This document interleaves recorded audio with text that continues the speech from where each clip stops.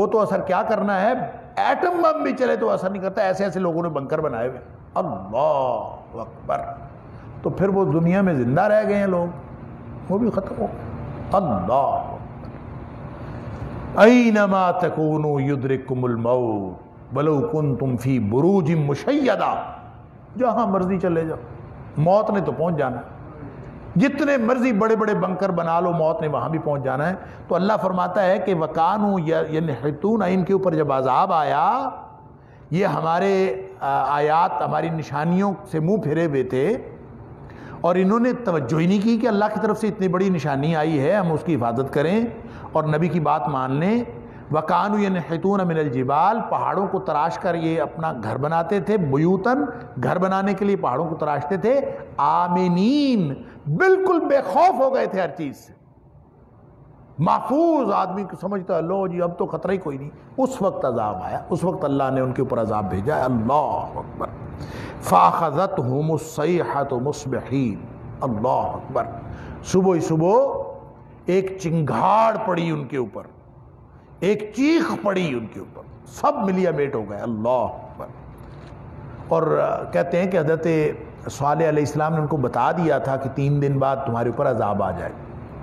ان کو ان 3 دنوں میں بھی کوئی خوف لاحق نہیں ہوا. وہ پھر بھی اسی طرح اپنے شرک کے اوپر اور حضرت صالح کی تکذیب کے اوپر اور رسولوں کی تکذیب کے اوپر اور اپنی جو ہٹ دھرمی تھی اس کے اوپر اسی طرح سے پھر بھی ڈٹے رہے. اور پھر چوتھے دن کہتے ہیں کہ صبح ان کا 3 دن گزرنے کے فوراً بعد ان کے اوپر عذاب آ گیا. فما اغنى عنهم ما كانوا يكسبون. اللہ فرماتا ہے کہ ان کو ان کی جو کچھ بھی انہوں نے کیا تھا، جو انہوں نے محنت کی تھی، چاہے وہ پہاڑ کھود کر انہوں نے گھر بنائے تھے، چاہے کوئی ٹیکنالوجی لی تھی، چاہے وہ انہوں نے دنیاوی اعتبار سے اپنے آپ کو جتنا مرضی محفوظ بنا لیا تھا، ان کے کسی بھی محنت نے ان کو ککھ بھی فائدہ نہ دیا.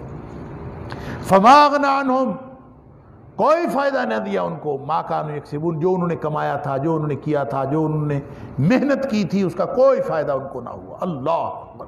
یہ انذار ہے کہ ظاہر ہے کہ جس قوم نے اپنے آپ کو اتنا محفوظ بنا لیا تھا وہ محفوظ نہیں رہے. اتنا بڑا جرم کر کے کہ وہ اللہ کے ساتھ شرک کرتے تھے اور نبیوں کی تکذیب کرتے تھے. تو اے قریش، گویا اشارتاً اس کے اندر موجود ہے عبارت النص، اشارت النص میں، کہ جناب اے قریش تم کس بات کی بولی ہو، تم کیسے بچو گے نبی اکرم صلی اللہ علیہ وسلم کی تکذیب کر کے. تو یہ جو پورا حصہ ہے آیت نمبر 85، اگلی آیت بھی آپ اس کے ساتھ شامل کر لیں تو یہ سارے کا سارا اس ڈراوے پر اور اس انذار پر مشتمل ہے. وما خلقنا السماوات والارض وما بینہما الا الحق الا بالحق. اللہ اکبر. یہ کیوں نہ ہو، کیوں عذاب نہ آئیں، اللہ انذار کیوں نہ کرے، اللہ تعالیٰ وارننگ کیوں نہ دے. جو مکذبین ہیں، جو رسولوں کے دشمن ہیں، جو اللہ کے دشمن ہیں، ان کو تنبیہ کیوں نہ کی جائے؟ اس لیے کہ کیا خیال ہے کہ یہ سارا کارخانہ قدرت فضول بنا ہوا ہے، یہ بے مقصدی پیدا ہوا ہے. یہ اتنا بڑا کارخانہ قدرت اللہ تعالیٰ نے ایسے ہی بنا دیا ہے. اور قیامت اللہ تعالیٰ نے آخر کسی مقصد کے لیے بنائی ہے. ظالم ظلم کرتے رہیں، دشمن دندناتے پھریں، مشرک اس زمین پر اس کو شرک سے بھرے ہوئے ہوں، ان کا کوئی حساب ہی نہ لے. یہ کیسے ممکن ہے؟ اللہ اکبر. اس لیے اللہ فرماتا ہے وما خلقنا السماوات والارض وما بینہما الا بالحق. یہ جو کچھ ہم نے پیدا کیا ہے آسمانوں کو اور زمین کو اور جو کچھ اس کے درمیان ہے، یہ خاص مقصد کے تحت پیدا کیا ہے، حق کے ساتھ پیدا کیا ہے. یہ باطل نہیں پیدا ہوا، ایسے خواہ مخواہ نہیں پیدا، فضول نہیں پیدا ہوا. اللہ، یہ کھیل تماشا نہیں ہے. وَإِنَّ السَّاعَةَ لَآتِيَةٌ، اور قیامت بھی آنی ہے، قیامت بھی آ کے رہے گی. یہ سسٹم مکمل ہونا ہے. یہ دنیا یہ تو ایک دیباچہ ہے اصل زندگی کا، اصل زندگی اس کے بعد ہے. اور قیامت کو ہر چیز کا حساب ہوگا. اس دنیا میں زندگی گزاری ہے. فَاصْفَحِ الصَّفْحَ الْجَمِيلَ. سبحان اللہ. اے حبیب صلی اللہ علیہ وسلم آپ بس درگزر فرمائیے. اس میں تسلی بھی ہے نبی اکرم صلی اللہ علیہ وسلم کو اور اہل ایمان کو، اور ساتھ اس میں بھی تنبیہ کا گویا اس کا تکملہ ہے، اس تنبیہ کا اختتام ہے اور اس کی انتہا ہے کہ ان کو چھوڑ دیجئے، ان سے درگزر کیجئے، یہ اپنی موت آپ مرنے والے ہیں۔ اللہ نے یہ کارخانہ قدرت، یہ باطل پیدا نہیں کیا، کھیل تماشا پیدا نہیں کیا، تو کیا مقصد ہے اس کو پیدا کرنے کا؟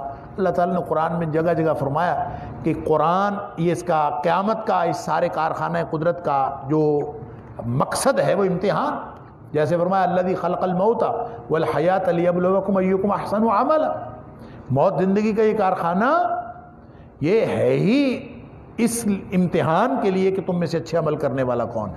یا پھر جیسے سورہ نجم کے اندر فرمایا وَلِلَّهِ مَا فِي السَّمَاوَاتِ وَمَا فِي الْأَرْضِ، یہ جو زمین میں جو کچھ ہے اور آسمانوں میں جو کچھ ہے سب اللہ کا ہے۔ بنایا اس نے کیوں ہے؟ لِيَجْزِيَ الَّذِينَ أَسَاءُوا بِمَا عَمِلُوا، تاکہ جو برے لوگ ہیں ان کے برے کرتوتوں کا بدلہ ان کو دیا جائے، اس لیے بنایا اللہ نے کارخانہ کو، ظالموں کی گردن دبوچنے کے لیے بنایا۔ لہذا فرمایا وَلِلَّهِ مَا فِي السَّمَاوَاتِ وَمَا فِي الْأَرْضِ لِيَجْزِيَ الَّذِينَ أَسَاءُوا بِمَا عَمِلُوا وَيَجْزِيَ الَّذِينَ أَحْسَنُوا بِالْحُسْنَى، جنہوں نے نیکیاں کی ہیں ان کو اچھا بدلہ دیا جائے۔ اگر یہ کارخانہ قدرت یہ امتحان کے لیے نہ ہو، اگر اس کا نتیجہ قیامت والے دن نہ نکلنے والا ہو، تو پھر تو کسی کو کوئی برے کو کون سزا دے گا، اچھے کو بدلہ کون دے گا؟ گدھے گھوڑے سب برابر ہیں، یہاں تو پتہ ہی نہیں چلے گا ٹھیک آدمی کون ہے، دھوکے باز کون ہے، فراڈیا کون ہے، اور اللہ والا کون ہے، یہاں تو پتہ ہی نہیں چلتا۔ اللہ، اس لیے اللہ نے یہ امتحان کے لیے بنایا ہے، نتیجہ وہاں جا کے نکلے گا۔ اللہ، تو گویا یہ جو انذار کی مقصدیت کو بھی واضح کرتی ہے یہ آیت، اور جو پیچھے 3-4 مثالیں دے کے انذار کیا گیا ہے، تاریخ کی مثالیں، اس مضمون کو مکمل بھی کیا گیا ہے اس آیت کے اوپر۔ اب جو آیت نمبر 86 سے آن ورڈز کہہ لیں آپ کہ جو تیرا رب ہے نا، ان ربک هو الخلاق العلیم، سبحان اللہ، یہاں پھر کچھ تخلیق کائنات کے حوالے سے، کچھ قیامت کا ذکر، اور پھر نبی اکرم صلی اللہ علیہ وسلم کو تسلی دی جا رہی ہے کہ آپ اپنا کام جاری رکھیں، اور آپ کو اپنا کام جاری رکھنا چاہیے، اور ان کے بارے میں ان سے درگزر کر دیجئے، یعنی فَاصْفَحِ الصَّفْحَ الْجَمِيلَ، یہ پالیسی دی جا رہی ہے، یہ پالیسی سٹیٹمنٹ ہے کہ آپ ایسے کیجئے کہ ان سے درگزر کیجئے۔ درگزر کریں گے تو کیا ہوگا؟ ایک وقت آئے گا کہ اول تو دنیا میں ہی ان کو کوئی نہ کوئی عذاب پکڑ لے گا، جس طرح سے قوم سمود کو پکڑا، اصحاب الحجر کو، جس طرح قوم لوط کو پکڑا، جس طرح دیگر قوموں کے اوپر عذاب آیا، ان کو دنیا میں ہی کوئی نہ کوئی عذاب مل جائے گا۔ نہیں تو قیامت سر پہ کھڑی ہے، وَإِنَّ السَّاعَةَ لَآتِيَةٌ، قیامت سر پہ کھڑی ہے، آنے ہی والی۔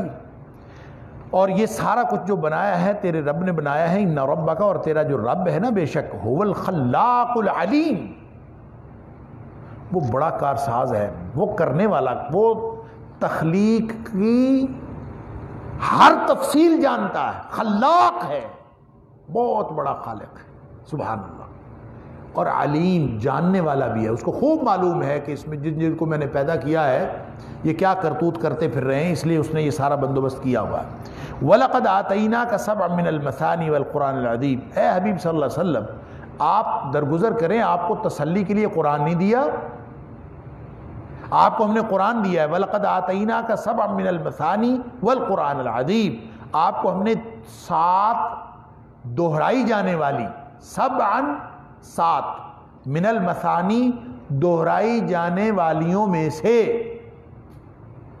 والقرآن العظیم، اور ایک بڑا قرآن، عظمت والا قرآن ہم نے آپ کو عطا کیا ہے، گویا اب اس کے ساتھ اپنی زندگی قرآن کے ساتھ منسلک کر لیں۔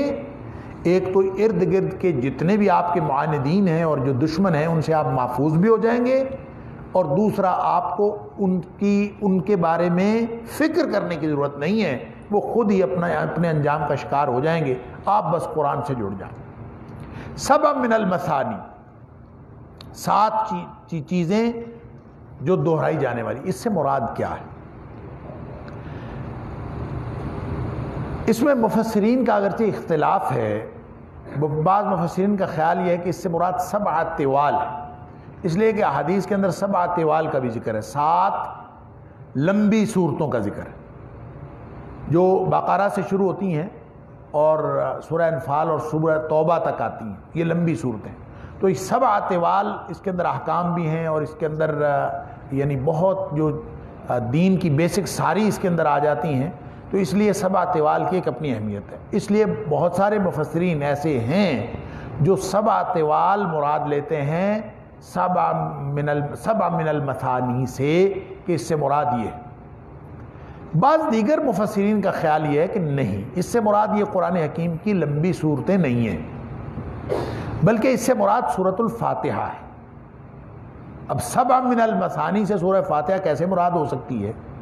وہ ایسے مراد ہو سکتی ہے کہ ایک تو 7 اس کی آیتیں 7 ہیں، اور من المثانی بار بار دہرائی جاتی ہے، جتنا زیادہ سورہ فاتحہ کو دہرایا جاتا ہے اتنا تو کسی چیز کو دہرایا ہی نہیں جاتا، ہر نماز کی ہر رکعت کے اندر پڑھی جاتی ہے۔ سبحان اللہ، نبی اکرم صلی اللہ علیہ وسلم فرمایا لا صلاۃ الا بفاتحۃ الکتاب، جو فاتحہ نہیں پڑھتا اس کی نماز ہی کوئی نہیں ہوتی، گویا۔ اور پھر آپ نے فاتحہ ہی کو نماز قرار دیا، آپ نے فرمایا اللہ فرماتا ہے، یعنی حدیث قدسی، اللہ کیا فرماتا ہے؟ قسمت الصلاۃ بینی و بین عبدی نصفین، میں نے نماز کو تقسیم کر لیا ہے اپنے اور اپنے بندے کے درمیان۔ کس کو تقسیم کر لیا ہے؟ نماز کو۔ جب اس کی تفصیل نبی کریم صلی اللہ علیہ وسلم نے اسی حدیث میں بتائی کس طرح سے تقسیم کر لیا اللہ نے اپنے اور اپنے بندے کے درمیان نماز کو کیسے تقسیم کیا ہے، تو جب اس کی تفصیل بتائی تو صرف سورہ فاتحہ کا ذکر کیا، الحمدللہ رب العالمین سے لے کر ولا الضالین تک کا ذکر کیا۔ تو فرمایا یہ کہ قسمت الصلاۃ، میں نے نماز کو تقسیم کیا ہے، اور تفصیل صرف فاتحہ کی بتائی، تو نتیجہ یہ نکلا کہ سورہ فاتحہ ہی نماز ہے، سورہ فاتحہ ہی کو صلاۃ قرار دیا گیا ہے۔ سبحان اللہ۔ لہٰذا 7 من المثانی، جو 7 بار بار دہرائی جانے والی آیات ہیں، یا بار بار دہرائی جانے والی وہ صورتیں نہیں ہیں بلکہ آیات ہیں، اور اس سے مراد سورہ فاتحہ ہے۔ اور سورہ فاتحہ سے اب قرآن عظیم الگ بھی کہا، 7 من المثانی بھی کہا، 7 من المثانی قرآن العظیم کے اندر بھی شامل ہے۔ اس کو الگ کیوں بیان کیا؟ بعض لوگوں کا خیال یہ ہے کہ چونکہ فاتحہ دیباچہ ہے، کھولنے والی ہے قرآن کو، یہ الگ ہے، باقی قرآن اس کے جواب میں ہے، تو فاتحہ کی الگ اہمیت ہے، یہ ہے ہی سورہ فاتحہ قرآن سے باہر۔ لیکن صحیح بات یہ ہے کہ یہ قرآن سے باہر نہیں ہے، قرآن کے اندر ہے۔ اس کی اہمیت کے پیش نظر اس کو الگ بیان کیا ہے۔ بہرحال اس اختلاف کو کہ اس سے مراد 7 طوال یعنی 7 لمبی صورتیں ہیں یا سورہ فاتحہ کی 7 آیات ہیں، اس اختلاف کو ختم کرتا ہے فرمان نبوی صلی اللہ علیہ وسلم۔ نبی اکرم صلی اللہ علیہ وسلم نے اس کے بارے میں خود فرمایا، اور 2 حدیثیں بخاری شریف کے اندر موجود۔ آپ نے تعین کر دیا کہ اس سے مراد 7 من المثانی سے مراد سورہ فاتحہ ہے۔ ایک حدیث میں تو آپ نے اس کا نام لیا الحمدللہ رب العالمین کہہ کے، آپ نے فرمایا الحمدللہ رب العالمین ہی السبع المثانی، یہ ہے 7 دہرائی جانے والی آیتیں، الحمدللہ رب العالمین۔ الحمدللہ رب العالمین ایسے کہ ہے جیسے ہم کہہ دیتے ہیں الحمد شریف پڑھو بھائی، تو گویا اس سے مراد پوری سورہ فاتحہ ہے۔ الحمدللہ رب العالمین ہی السبع المثانی، یہ ہے 7 دہرائی جانے والی، والقرآن العظیم، اور اسی کو قرآن عظیم کہا گیا، الذی اوتیتہ، جو مجھے دیا گیا ہے قرآن عظیم، وہ قرآن عظیم بھی سورہ فاتحہ ہی ہے۔ نبی اکرم صلی اللہ علیہ وسلم کے فرمان کا یہ مطلب۔ ایک دوسری حدیث جو وہ بھی بخاری شریف کے اندر ہی موجود ہے، آپ نے اس میں الحمدللہ رب العالمین کی جگہ ام القرآن کے الفاظ ارشاد فرمایا۔ آپ نے فرمایا ام القرآن ہی السبع المثانی، جو ام القرآن ہے، اب ظاہر ہے ام القرآن کون سی صورت ہے؟ یہ خود ہی نبی کریم صلی اللہ علیہ وسلم اس کے نام فاتحہ کا نام رکھا ام القرآن. تو آپ نے فرمایا ہی سبع المثانی والقرآن العظیم. یہ جو کہا گیا ہے قرآن عظیم الگ اور فاتحہ الگ نہیں ہے، بلکہ فاتحہ ہی کو قرآن عظیم کہا گیا ہے. اس کی پھر کیا وجہ ہے کہ فاتحہ ہی کو اب نبی اکرم صلی اللہ علیہ وسلم کی یہ دونوں فرامین جو بخاری شریف کے اندر موجود ہیں، یہ دونوں حدیثیں یہ واضح کرتی ہیں کہ صرف سبع من المثانی سے ہی مراد سورہ فاتحہ نہیں ہے، بلکہ قرآن العظیم سے مراد بھی سورہ فاتحہ ہے. اس کا مطلب یہ ہوا کہ سبع من المثانی والقرآن العظیم کے درمیان میں جو واو ہے نا، یہ عاطفہ نہیں ہے بلکہ واو تفسیری ہے. واو تفسیری کا مطلب یہ کہ یہ ایک دوسرے کی تشریح کر رہے ہیں. قرآن عظیم فاتحہ ہے اور فاتحہ قرآن ہے. سبع من المثانی قرآن عظیم ہے اور قرآن عظیم سبع من المثانی ہے. اور یہ بات واضح ہو گئی نبی اکرم صلی اللہ علیہ وسلم کے فرمان سے بھی. اب سوال یہ پیدا ہوتا ہے کہ سورہ فاتحہ کو قرآن کہا جا سکتا ہے؟ سورہ فاتحہ ہے، قرآن قرآن ہے. تو سارا قرآن، عظمت والا قرآن، اور سورہ فاتحہ کی بس 7 چھوٹی چھوٹی آیتیں، تو اسی کو پورا قرآن قرار دے دے. اس کی وجہ کیا ہے؟ اس کی وجہ یہ ہے، ہم سورہ فاتحہ جب ہم نے اس کا سبق پڑھا تھا تو اس میں بھی یہ بات ذکر ہوئی تھی کہ سورہ فاتحہ کے اندر قرآن حکیم کے جملہ مضامین کا خلاصہ موجود ہے. یعنی جتنے مضامین قرآن حکیم کے اندر ہیں اس کا خلاصہ وہاں پہ موجود ہے. بنیادی عقائد کا خلاصہ بھی وہاں پہ موجود ہے. اللہ کے ساتھ بندے کے تعلق کا خلاصہ بھی وہاں پہ موجود ہے. اور پھر بندے نے اللہ سے جو مانگنا ہے اس کا خلاصہ بھی وہاں پہ موجود ہے، اور اللہ نے اپنے بندے کو جو عطا کرنا ہے اس کا خلاصہ بھی وہاں پہ موجود ہے. اللہ، جیسے علماء نے کہا کہ جتنی کتابیں آسمانی نازل ہوئی ہیں نا، ساری آسمانی کتابوں کا خلاصہ قرآن حکیم ہے. اور قرآن حکیم کا خلاصہ سورہ فاتحہ ہے، اور سورہ فاتحہ کا خلاصہ بھی وہ درمیان والی آیت ہے. سورہ فاتحہ کی درمیان والی آیت کون سی؟ ایاک نعبد و ایاک نستعین. یہ گویا خلاصہ ہے سورہ فاتحہ کا. سورہ فاتحہ خلاصہ ہے پورے قرآن کا، اور قرآن خلاصہ ہے تمام آسمانی کتابوں کا. تو ایاک نعبد و ایاک نستعین کے اندر کیا ہے کہ اس چھوٹی سی آیت کو پوری جو الہامی تعلیمات ہیں اس کا خلاصہ قرار دیا گیا ہے. اس کے اندر کیا ہے؟ رب کی، اللہ کی عبادت اور اللہ کی معبودیت اور بندے کی عبدیت.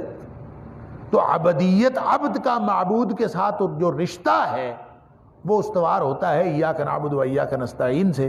تو جب یہ عبدیت گویا اس تمام کی تمام جو الہامی تعلیمات ہیں ان کا مقصد بندے کو رب کے ساتھ ملانا ہے.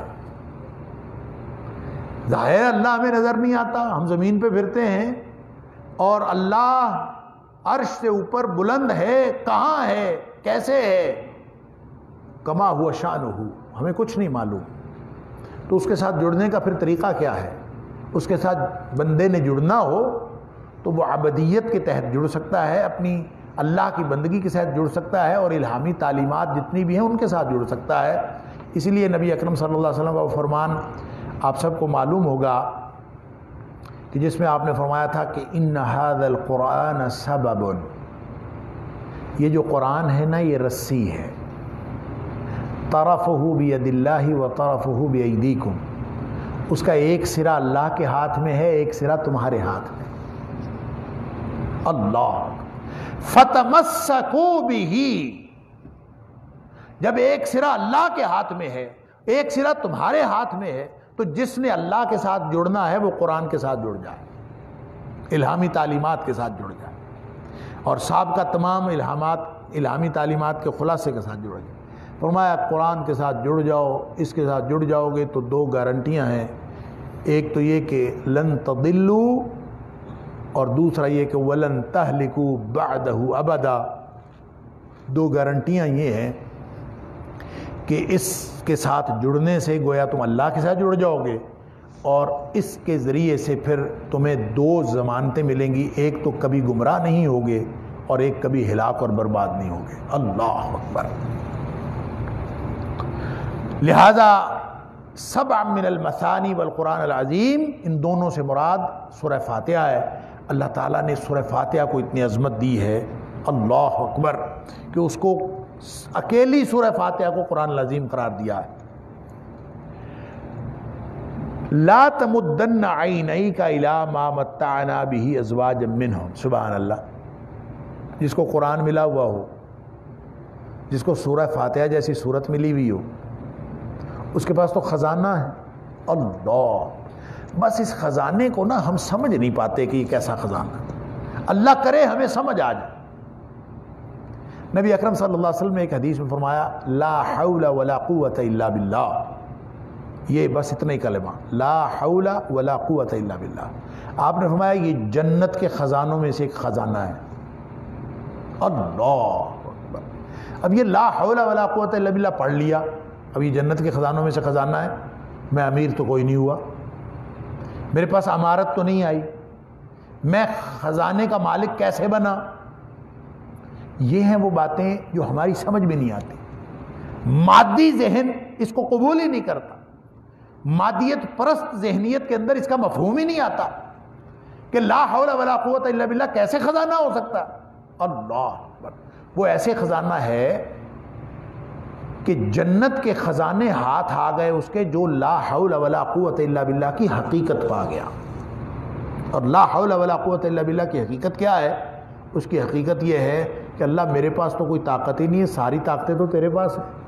بھائی اتنی بات، جس کو یہ سمجھ آ گئی وہ تکرار کرتا رہے لا حول ولا قوت الا باللہ، لا حول ولا قوت الا باللہ، جب وہ کہتا یہ ہے کہ اللہ میرے بس میں نہیں ہے، تیرے بس میں ہے، میں کچھ کر ہی نہیں سکتا، نہ میں نیکی کر سکتا ہوں نہ میں برائی چھوڑ سکتا ہوں سوائے تیری توفیق کے۔ جب وہ اللہ کے سپرد کر دیتا ہے تو کیا خیال ہے دنیا میں آپ کسی کو بھی کہیں کہ میرے تو سارے معاملات تیرے سپرد ہیں، اور اس کے ساتھ آپ کا کوئی ایسا تعلق جڑ جائے تو کوئی پنڈ کا چودھری بھی اور کوئی وڈیرا بھی وہ آپ کی حفاظت کرتا ہے اور اپنے کمیوں کی حفاظت کرتا ہے۔ کیا خیال ہے شہنشاہوں کے شہنشاہ خالق و مالک اللہ کے بارے میں کہ انسان اللہ سے یہ بات کر لے کہ اللہ میں تیرا ہوں، میرے پاس کچھ نہیں ہے، اس کے ساتھ بندہ بات کر لے لا حول ولا قوت الا باللہ، تو گویا جتنے خزانے جنت کے ہیں وہ سارے اس کو مل گئے۔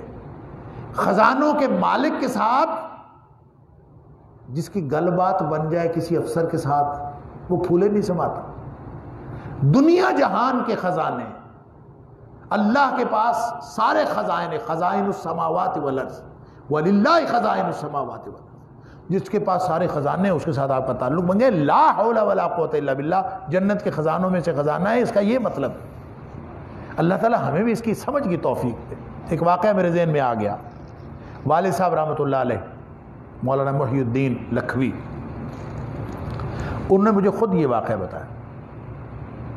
وہ فرماتے ہیں کہ جوانی میں بڑا ذکر کیا کرتا تھا، اللہ تعالیٰ کا مختلف اذکار میں بہت کرتا تھا، اور ایک اب بہت ذکر کرنے کا کیا مطلب ہے، اب یہ بھی ہر شخص کی اپنی اپنی سطح ہے سمجھنے کی کہ بہت ذکر کتنا ہوتا۔ ایک دن ایک میڈیکل ڈاکٹر جو پریکٹیشنر ہیں، بڑے سیانے اور ماشاءاللہ بڑے مذہبی ذہن رکھنے والے ہیں، بڑے نیک آدمی، وہ مجھ سے ذکر کر رہے تھے، ذکر اذکار کا کوئی تذکرہ ہو رہا تھا، تو مجھے کہتے ہیں یار یہ جو 3 دفعہ اگر پڑھنا پڑے سورہ فاتحہ آیت الکرسی اور چاروں کل یا تینوں کل 3 دفعہ پڑھنا پڑے تو خاصا وقت لگتا ہے اس کے اوپر۔ مجھے کہتے ہیں چنگا بھلا ٹائم لگتا ہے یار۔ اچھا میں ان کے اس فکرے کی گہرائی کو سمجھا، اللہ اکبر، 3 دفعہ سورہ فاتحہ آیت الکرسی اور تینوں کل پڑھنے پہ کتنا ٹائم لگتا ہے؟ 2 منٹ 1.5 نہیں تو 2 منٹ لگ جاتے ہیں، 2 نہیں تو 2.5 منٹ لگ جاتے ہیں، 3 منٹ لگ جائیں، 3 منٹ بھی نہیں لگتے، 2 منٹ لگتے ہیں، تو ان کے خیال میں بڑا ٹائم لگ جاتا ہے۔